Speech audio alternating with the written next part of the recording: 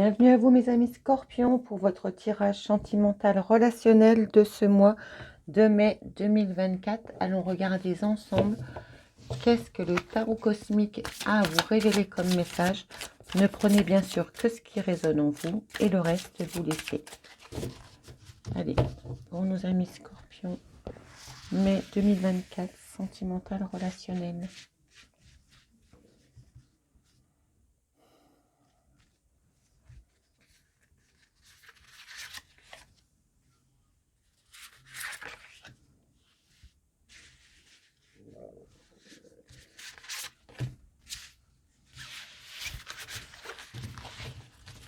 Au tout deck, mes amis, nous avons le monde. Nous avons la fin d'un cycle, la fin d'une épreuve qui va se présenter à vous. Il y a un 7 de coupe, 4 de bâton, 9 de bâton. Ici, vous allez pouvoir...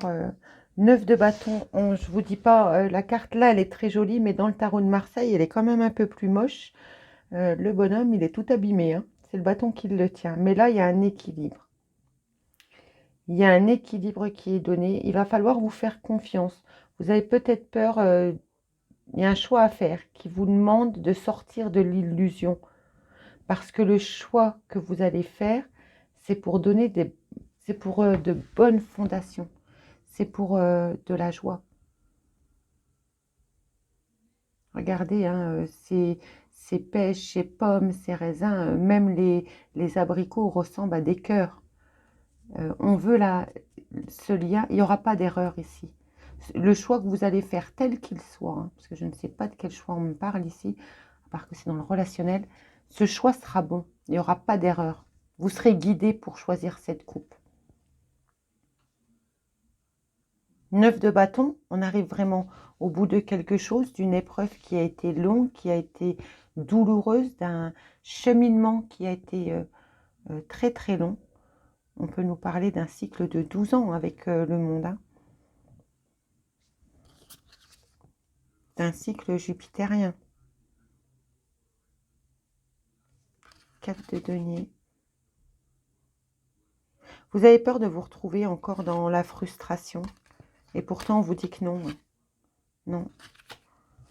Non, non. Vous avez peur de ne pas maîtriser votre émotionnel ici. Ben, faites-vous confiance, mes amis, parce que je pense que vous vous trompez sur vos capacités. Mais on voit quelqu'un qui est triste. Ce 9 de bâton, il est fatigué, il en a marre. Il est éteint. Il sait qu'il doit faire un choix par rapport à l'émotionnel, apparemment, ou un déplacement. Mais il a perdu sa joie de vivre. Allez, nos amis Scorpions.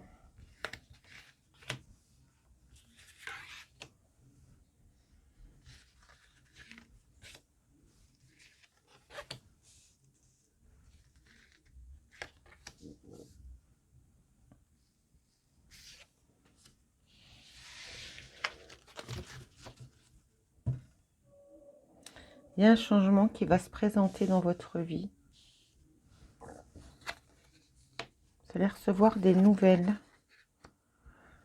Ça va mettre de la discorde, hein, ici. Il va falloir garder votre sagesse. Quelles sont ces nouvelles? Ouais, il y a une trahison au sein de la famille. On a la grâce. Et sur le changement, il y a le procès, l'argent et le bonheur. Donc si vous êtes en parcours, que vous attendez des nouvelles d'un tribunal, il y a des bonnes nouvelles qui arrivent. On peut nous dire ici que vous avez eu la protection. Il y a pu avoir des méchancetés autour de vous, auprès d'une famille avec la nativité. C'est la famille ou les enfants, hein. On voit qu'il y a eu de la trahison et vous avez eu la grâce, mais il y a un certain temps, hein, que vous êtes protégé. On peut nous dire aussi que vous avez la sagesse envers votre famille.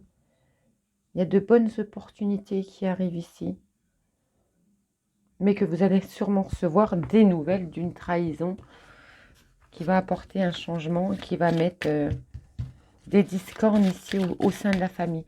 On a un côté de vous où tout va bien et l'autre côté où il va falloir employer beaucoup de sagesse parce que on a été trahis, il y a eu des conflits entre parents-enfants. Aujourd'hui, on nous dit qu'il y a une sagesse qui est retrouvée, qu'on peut recommuniquer, que la fluidité est revenue. Mais sur cette méchanceté qu'il y a eu entre vous, il y a la grâce car ce lien était protégé. Il y avait quelque chose de la croix karmique ici. Hein. De la croix d'incarnation. Hein. Ouais. Vous voyez, aujourd'hui, ça s'est apaisé. Il y a eu la maladie. Hein. Il y a eu la maladie pour soit pour vous, soit pour la personne en face.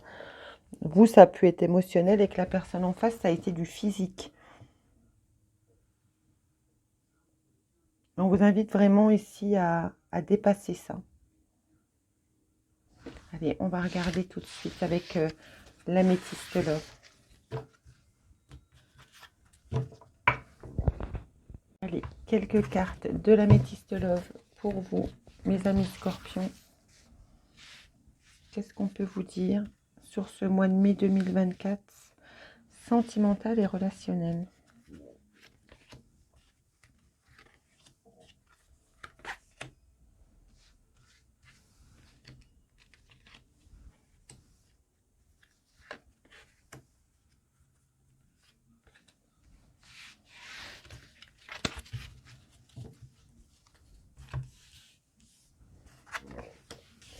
Parle d'un déclic du karma. Vous voyez, je venais de vous en parler juste avant. Il y a eu quelque chose avec du karma.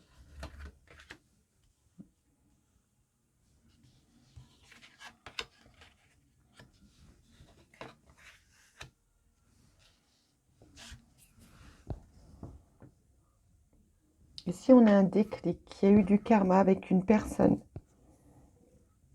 On se fait ghoster ici, hein, très clairement. Il y a un membre de votre famille qui vous a ou qui vous ghoste hein, sur ce mois de mai. Et on vous dit que ce silence, ce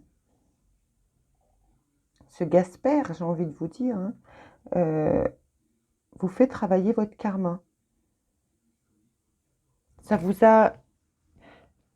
Le déclic que c'était du karma avec cette personne où c'est devenu froid, puisque c'est bien avec vous que c'est devenu froid. Et c'est même vous qui avez ghosté cette personne, j'ai envie de vous dire. C'était un membre de votre famille et il y a eu un éloignement parce que vous savez, vous avez compris aujourd'hui qu'il y avait ce karma à travailler. Alors, on va remettre une ou deux cartes. Vous avez eu un ange gardien pour vous accompagner hein, dans cette démarche. Ouais, parce que vous avez eu le cerveau en agitation. Vous êtes posé 1001 questions. Pourtant, il y a un amour envoûtant. Et là, il y a eu, ça peut être une personne qui a eu de la dépendance affective, qui a eu de l'addiction aux médicaments, cigarettes, vin, peu importe, drogue, adaptée, si ça vous parle. Mais qu'est-ce que voudrait vous dire ici votre consultante? Donc vous, si vous aviez le moyen de vous parler. Mariage, union, couple. De toute façon, il y a beaucoup d'amour entre vous. Hein. Il y a beaucoup, beaucoup d'amour. Vous avez été protégé parce qu'il y a un moment, votre cerveau a mis trop d'élan. Et des regrets, des remords, on ne comprenait plus. Et aujourd'hui, vous voulez vous retrouver, vous. Hein. Parce qu'il y a un bon équilibre par rapport au trauma d'injustice. Et sur la personne en face de vous, et la personne en face de vous, elle s'est sentie...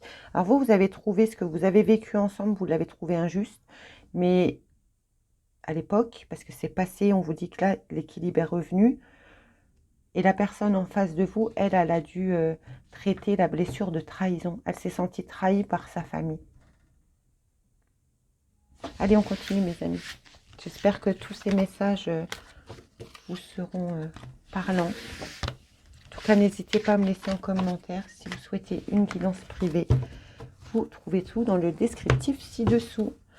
On va battre un petit peu aux amis Scorpion, mai 2024.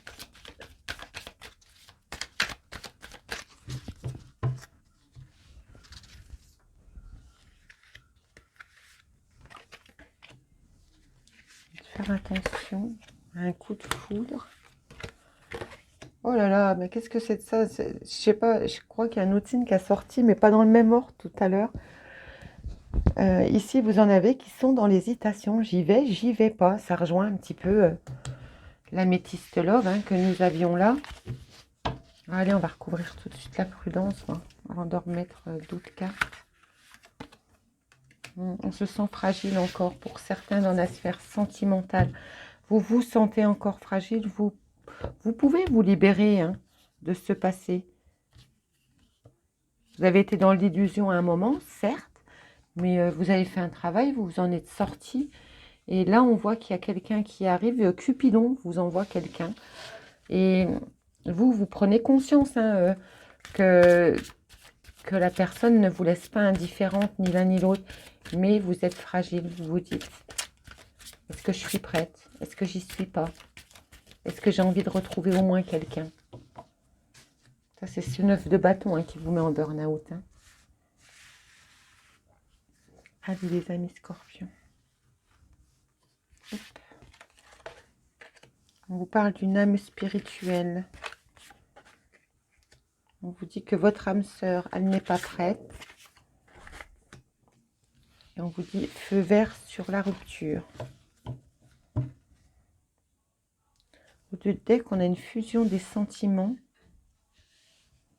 C'est assez complexe là, votre tirage. Bon, Cupidon aurait envie de vous dire ici, ton âme sœur, elle n'est pas prête à recevoir l'amour. Hein. Vous vous sentez encore fragile, vous vous sentez prudent à vouloir retourner avec une âme spirituelle parce que vous avez peur de la rupture.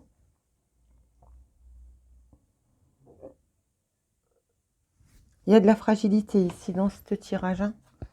On va remettre quelques cartes. Bon, allez, on va reprendre celui-là. Allez, pourquoi son âme sœur n'est pas prête?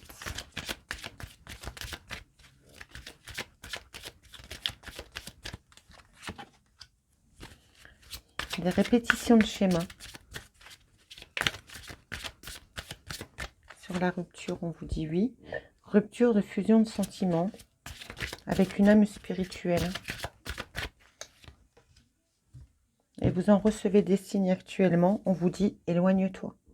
Éloigne-toi. Prudence. Tu es fragile.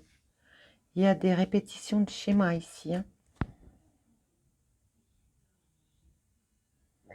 Ouais. Alors en fait, le feu vert, c'était pas une hésitation. C'est oui, il y a de la répétition de schéma. Oui, ton âme sœur n'est pas prête. Oui, il y a de la fragilité dans ce lien. En fait, c'est un avertissement de Cupidon ici. Hein, parce que ici, on va mettre fin pour certains d'entre vous. Bien sûr, pas tout le monde. Les couples qui vont bien, je vous le dis encore une fois, ne prenez pas ce tirage pour vous. Ne prenez que ce qui résonne en vous. Hein. Mais pour certains d'entre vous, ici, vous recevez des signes qu'il est temps de se séparer d'une âme spirituelle. Il y a la fin des sangs. Il y a la fin, il y a la rupture de permission, d'amour. Trop de schémas répétitifs dans ce lien.